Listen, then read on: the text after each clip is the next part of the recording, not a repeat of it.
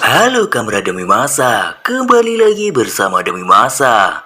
Pada kesempatan kali ini, Demi Masa akan membahas tentang Nabi Muhammad. Benarkah Nabi Muhammad adalah orang keturunan Jawa yang hidup di Arab? Tidak usah berlama-lama lagi, langsung saja kita simak ceritanya. Banyak pendapat yang menyatakan tentang genealogi Nabi besar Muhammad SAW dan salah satunya menyatakan bahwa Nabi Muhammad merupakan seorang muarobin, yaitu orang keturunan Indonesia yang hidup di daerah Timur Tengah.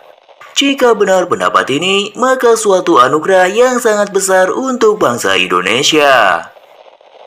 Seperti kata budayawan M.H. Ainun Najib yang menyoroti dan menyimak tentang Nabi Muhammad. Nabi Muhammad layak diduga sebagai seorang Arab Jawa, bukan Arab Tulen. Nabi Muhammad sendiri menolak digambar wajahnya demi menghindari kontroversi pada masa setelah ia wafat. Kontroversi itu terutama mengenai ciri fisik Muhammad SAW yang layak diduga tidak persis Arab Tulen. Cara berjalan Nabi Muhammad tidak menunjukkan ciri gestur Arab Tulen yang mendongakkan kepala dan jumawa. Cara berjalannya ialah melangkah santun dan seperti menuruni ketinggian bukit. Cara berjalan Nabi Muhammad SAW adalah berat badan atas condong ke depan atau membungkuk dan kaki kuat berkuda-kuda. Tutur katanya pun sangatlah lemah lembut. Apakah ada orang Arab Tulen yang demikian? Terutama pada masa itu. Tutur kata lemah lembut ini adalah khas Jawa, berbeda jauh dari gaya Arab yang suka berbicara kasar dan meledak-ledak. Gestur dan tutur kata Nabi Muhammad SAW ini menjadi magnet sehingga kehadirannya menyedot perhatian Arab-Arab Tulen. Nabi Muhammad sendiri suka bertapa.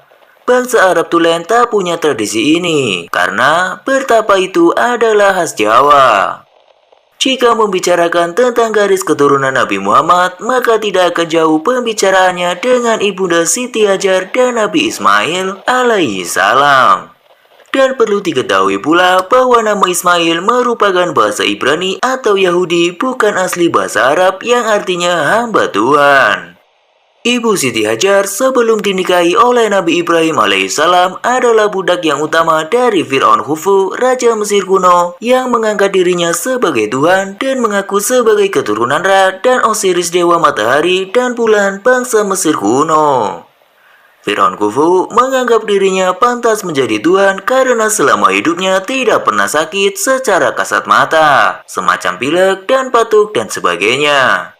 Berumur panjang, konon sampai 600 tahun, mempunyai kekuasaan yang absolut dan juga mutlak. Pada waktu pemerintahannya guna mendukung jalannya pemerintahan serta pembangunan bangunan monumental, maka Fir'aun Khufu memerlukan para penambang emas yang saat itu hanya manusia-manusia dari Swarnadwipa atau Pulau Emas atau yang lebih dikenal dengan Pulau Sumatera saat ini, yang memiliki kemampuan dalam menggali dan menambang emas. Fir'aun Khufu sudah mengetahui sepak terjang para penambang tersebut ketika mereka menggali dan menambang emas di bagian tengah dan selatan benua Afrika.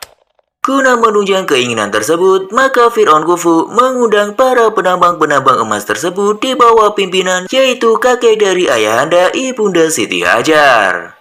Beliau merupakan kepala ekspatriat dari Swarnadwipa yang didatangkan oleh Fir'aun Khufu. Seiring dengan banyaknya tambang emas baru yang diketemukan, maka banyak pula bertambah para imigran dari daratan Swarnadwipa yang menjadi penambang emas di negeri Mesir, dan sudah diakui menjadi kelompok masyarakat tertentu di negeri Mesir. Semakin absolutnya kekuasaan Fir'aun Khufu, maka semakin pula dia berbuat semena-mena, termasuk salah satunya adalah dia banyak meniduri para perawan dari rakyatnya. Tidak terkecuali dia tertarik oleh kecantikan Siti Hajar meskipun beliau merupakan putri ekspatriat penambang emas yang terkemuka. Munculnya penyakit Raja Singa ini pertama kali yang mengidapnya adalah Fir'aun Khufu tersebut karena hobinya yang menyimpang. Di samping itu pula, ketika Firaun Khufu setelah meniduri perawat rakyatnya, maka dia akan menyunat perempuan tersebut. Selain itu, penyakit darah tinggi dan diabetes juga mengidap si raja tersebut, dikarenakan memakan makanan yang lezat-lezat. Hal tersebut banyak merisaukan Ayahanda Siti Hajar. Oleh karena itu, suatu ketika Ayahanda Siti Hajar menawarkan kepada Firaun agar Siti Hajar dianggap sebagai keluarganya agar Ibunda Hajar tidak ditiduri oleh Firaun Khufu, dengan catatan Ayahanda Siti Hajar menyetorkan emas lebih banyak dan banyak menemukan tambang emas lagi.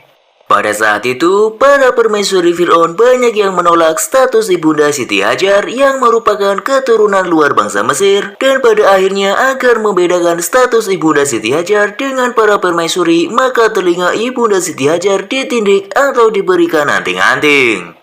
Maka anting-anting ini merupakan bentuk aksesoris Ibunda Hajar yang pertama di dunia, di samping beliau pula yang mengenalkan sabuk untuk mengikat pinggang. Waktu pun berlalu, hingga kedatangan Khalifah dagang yang dipimpin oleh Nabi Ibrahim, hingga Firaun Khufu tertarik akan kecantikan Ibunda Sarah. Dan diboyonglah Ibunda Sarah ke istana Firaun, dan ketika akan ditiduri, Firaun Khufu tidak sanggup menggerakkan badannya. Karena takut akan ketinggian ilmu Ibunda Sarah, maka si Firaun pun melepaskan Ibunda Sarah dan memberikan salah satu anggota keluarganya sebagai pembantu Ibunda Sarah, yaitu Ibunda Hajar. Dan Ibunda Hajar pun ikut rombongan dari Nabi Ibrahim yang kelak dinikahinya dan kemudian ditempatkan di Mekah, serta mempunyai anak yang bernama Ismail. Dan mempunyai keturunan sebagai nabi penutup, yaitu Nabi Muhammad SAW. Jika misalkan memang diperlukan penelitian lebih lanjut, maka Nabi Muhammad pun meninggalkan fisiknya, yaitu berupa rambut yang disimpan di Museum Turki. Dari rambut, maka akan banyak diketahui tentang gen, DNA, dan golongan darah yang nantinya dapat mengerucut pada genealogi Nabi Muhammad SAW. Demikianlah kisah tentang Nabi Muhammad yang dikatakan adalah orang keturunan Jawa yang hidup di Arab. Bagaimana menurut kamu demi masa? Sampai jumpa di kisah-kisah selanjutnya.